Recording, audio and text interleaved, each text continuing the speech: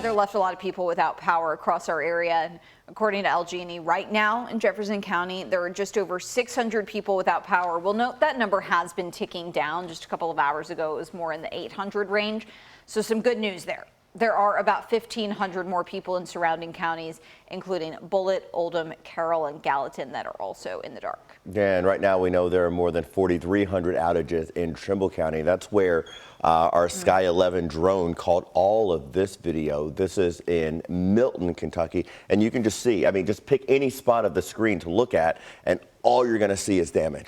Yeah, and our crews definitely were seeing a lot of that yesterday and again today as the National Weather Service confirms an EF2 tornado hit the area just across the river from Madison, Indiana. Jim Stratman joining us live there.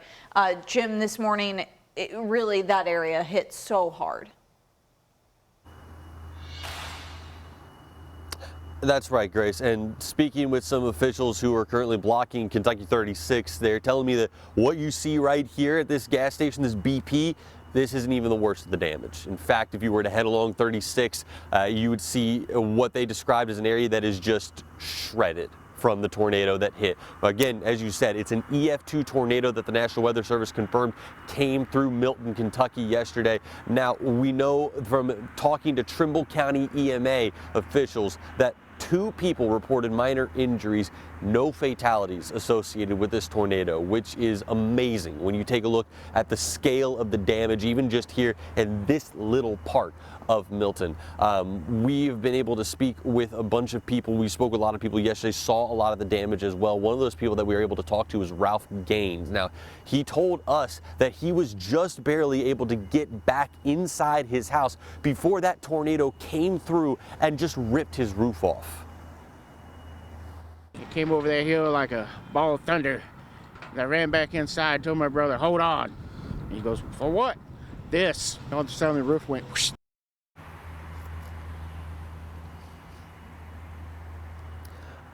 Ralph was not the only person in Milton to have damage to their homes. In fact, EMA officials saying that there were 50 to 100 homes that had damage. 20 to 30 of them had significant damage, and we're told by state officials that if somebody in this area does have a significant damage to their home, they're not able to shelter in it, they can go to General Butler State Park, which is over closer to Carrollton. They'll be able to stay there. Now, we touched a little bit about power outages. I've been checking the outage map specifically here in this little pocket of the Ohio River Valley area, and we're seeing a little bit of improvement. Now, here in Milton, we still have lots of people without power. About 270 customers without power in the area. A lot of that focused on Kentucky 36, but just as you expand out a little bit, get the Bedford area, the Locust area in there, we're sitting at just under 1,400 customers without power. So a lot of work still to do for the cleanup process and the restoration process, and all that's going to get started here in just a few hours. Eric, Grace? Appreciate the solid reporting there. This morning, the number of people who may have died as a result of the tornado outbreak is still unclear. Indiana State Police told our sister station in Indy 3 people were confirmed dead after a touchdown in Randolph County. If you're not familiar, that's about an hour and a half northeast of Indy. Overnight, the Indiana Department of Homeland Security said it's still looking to confirm those numbers. Multiple buildings and homes in the city were destroyed. Just under half an hour to the west in Winchester, Indiana, authorities are still assessing the damage after serious injuries were reported and buildings collapsed because of a possible tornado. We don't know the extent of the damage on the south end of town. We do know that there have been some buildings and homes that have been completely destroyed. And that work will begin in the morning to actually go through and subdivide every single one of those properties and do everything within our power to find out if there is anyone still within the confines of those collapsed buildings. Taking a look at the video of a possible tornado here that is stunning. So take a look at your screen if you can. This video was sent to our sister station, WTHR. People who live in the area described the moments they saw the funnel cloud touch down. Saw the cloud start to spin. It just dropped down. We barely had enough time to get back in the house, grab the dogs and get in the hallway. And our fence post, our fence puts or our back sliding glass door, took our air conditioning unit off. This is my husband's truck right here.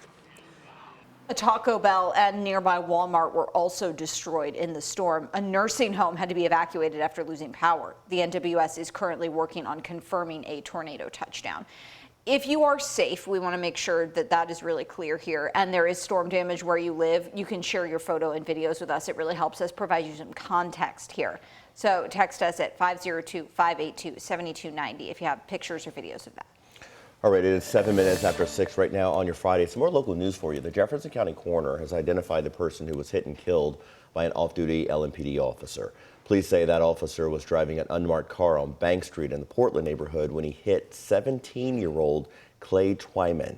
Police say Twyman was not in the crosswalk when the officer hit him. He was taken to an area hospital where he later died of his injuries. An ordinance giving Metro ABC more authority over city businesses has passed through Metro Council. The measure is in response to a number of violent crimes late at night in bars across Louisville. The latest happening at Cafe 360, where 21-year-old Theodore Brown was shot and killed. The new ordinance allows Metro ABC to issue immediate emergency liquor license suspensions in cases where there's a threat to public safety, health, or welfare. It also lays out conditions to immediately shut down a business, including situations involving firearm use and violations leading to a death. All right.